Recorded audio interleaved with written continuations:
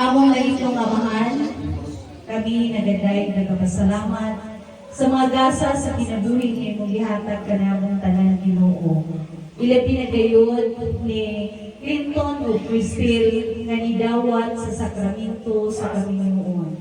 Ginoo, kami nangaliyaw na mamuyo kanimo na sila imo sa mulang ubanan Ginoo sa ilang Panginoon nga magkanunayan sila o mahimong malig-on ang ilang Panginoon bisan sa paman ang mga pagsuway ng mga bot sa ilang mga kinabuhi.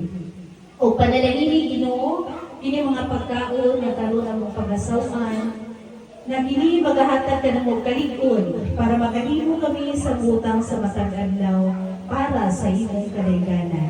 Kining tanan ang maging pangalayong pangamuyo sa ngalan sa imong anak na sa Jesus. Sa ngalan sa Ama, sa Anak, sa Diyos, Espiritu Santo. Amen.